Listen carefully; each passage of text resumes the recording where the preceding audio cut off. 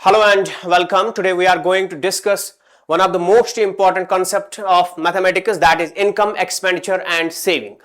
जो ये क्वेश्चन है हर एक एग्जाम में आपको ये क्वेश्चन देखने को मिलेंगे। यहाँ पे मैंने 3 क्वेश्चंस लाए हैं, 3 डिफरेंट एग्जाम से उठा के लाए हैं। तो ये क्वेश्चन सॉल्व करने का आपका अप्रोच क्या रहेगा और हम यहाँ पे क्या सीखेंगे, आप 2 मिनट मेरे साथ बने रहिए और हम ये कॉन्सेप्ट यहाँ पे अच्छे से सीखेंगे। तो यहाँ पे अगर आप देखोगे ये जो क्वेश्चन पूछा गया है, The ratio between the income of Sita and Geeta is 3:2. Income 2 की दी गई है, रेशो में दी गई है। इनकम का वैल्यू नहीं दिया गया है, but income is in the ratio of 3:2 and their expenditure is in the ratio of 5:3. If each of them saves 1,000 rupees at the end of the month, what is the income of Sita? तो यहां पे अगर आप इस question को करोगे अपने तरीके से, जिस तरीके से आप ये क्वेश्चंस पढ़ते हो, करते हो सॉल्व, तो तब आपको यहां पे जो अप्रोच रहता है वो ये रहता है। This is a 5 step question. यहां पे फर्स्ट स्टेप में आप ऐसा करते हो, फिर सेकंड स्टेप करते हो, फिर third step, and in the 5th step you are getting the answer as 6,000. That is the income of the Sita is 6,000. लेकिन अगर हम एग्जाम में ऐसा अप्रोच रखेंगे तो हमारे 2, 3, 4, 5 मिनट तो एक आ जाएगा, और एग्जाम में जो हमें टाइम दिया जाता है वो 1 मिनट का टाइम होता है। लेकिन मैं आपको यहां पे 15 सेकंड में सिखा दूंगा कि 15 सेकंड में ऐसे क्वेश्चंस को हमें कैसे निपटाना है। तो व्हाट इज द क्वेश्चन? यहां पे आपको एक चीज दी गई है, दैट इज द इनकम, और फिर एक्सपेंडिचर, फिर सेविंग। एक चीज सबको पता है कि जो हमारी इनकम होती है उसमें जो हम खर्च करते हैं दैट इज द एक्सपेंडिचर, और जो हमारे पास बच जाता है दैट इज द सेविंग। आपको यहां पे पर्संस लिखने हैं, हियर इट इज सीता और यहां पे गीता है।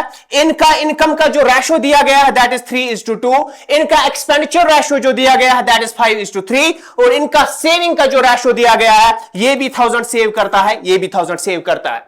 तो अब आपको क्या करना है, सिंपल सी मैं आपको टेक्निक यहां पे सिखा दूंगा। You have to cross multiply, इन दोनों को क्रॉस मल्टीप्लाई करो। 3 into 3 is 9, write down 9 here, और यहां पे 5 into 2 is 10। तो यहां पे 10 में से 9 जाएगा तो बचेगा कितना, आप 1 यूनिट का यहां पे रखोगे, बचेगा 1 यूनिट। अब इन दोनों को क्रॉस मल्टीप्लाई करो। 5 into 1000 is 5000, ठीक है, और यहां पे 3 into 1000 is 3000। तो यहां पे जब माइनस करोगे तो आपके पास वैल्यू क्या आ जाएगा, 2000 वैल्यू आ जाएगा। अब 1 यूनिट आपका कितना, 2000 के बराबर है।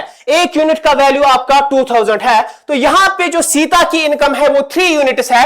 1 यूनिट का वैल्यू अगर 2000 है तो 3 यूनिट्स का वैल्यू कितना होगा, 3 into 2000 करोगे that is 6000। 6000 option A is the answer here.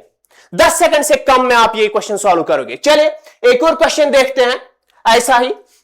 The ratio of 2 persons, ठीक है, पर्सन 1 एंड पर्सन 2, इनका जो इनकम का रेशो है 4:3 है, ठीक है। इनका जो एक्सपेंडिचर का रेशो है 5:3 है। अब जो इनकी सेविंग्स है, सेविंग इसकी 1800 है, इसकी सेविंग भी 1800 है, ठीक है। अब आप इसको कैसे करोगे, आपको यहां पे पूछा क्या गया है, find the income of each person. दोनों की आपको इनकम बतानी है। अगर आप वैसे करोगे ट्रेडिशनल अप्रोच के साथ तो 5 से 6 मिनट लग जाएंगे, मेरे अप्रोच के साथ करोगे तो 15 सेकंड में हो जाएगा। यहां पे आप क्या करोगे, again cross multiply the 2, 4 into 3 is 12, ठीक है ना, और यहां पे 5 into 3 is 15। तो 15 में से 12 जाएगा तो बचेगा क्या आपके पास, 15 में से 12 जाएगा तो बचेगा 3 यूनिट्स, ठीक है ना, 3 यूनिट्स आपके पास बच जाएंगे। और यहां पे आप देखो, यहां पे भी 1800, यहां पे भी 1800, 5 into 1800 और 3 into 1800, डिफरेंस कितनी है 2 की, तो 2 into 1800 इज, यहां पे क्या आ जाएगा 3600, ठीक है ना, 2 into 1800 is 3600। अब यहां पे 3 यूनिट्स का वैल्यू 3600, 1 यूनिट का वैल्यू कितना आएगा, 3 से डिवाइड करो तो 1200। 1 यूनिट का वैल्यू 1200, पूछा क्या है, इनकम इन दोनों की क्या है, 4 into 1200 तो हो गया 4800।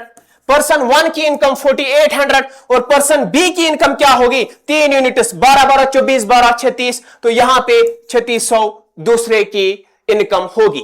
अगर एक्सपेंडिचर आप पूछा गया होगा तो आप यहां पे 1 यूनिट का वैल्यू आपके पास 1200 है, यहां पे 5 into 1200, 3 into 1200, that is the expenditure. यहां पे exact value of the expenditure. जो भी ये पूछेगा आप ये क्वेश्चन सॉल्व कर पाओगे, बट द थिंग इज कि यहां पे आपको ये वैल्यू 1 यूनिट का वैल्यू निकालना आना चाहिए, ठीक है। तो अब यहां पे एक और क्वेश्चन आपको दिया गया है, ये क्वेश्चन आप खुद से करेंगे। Thank you.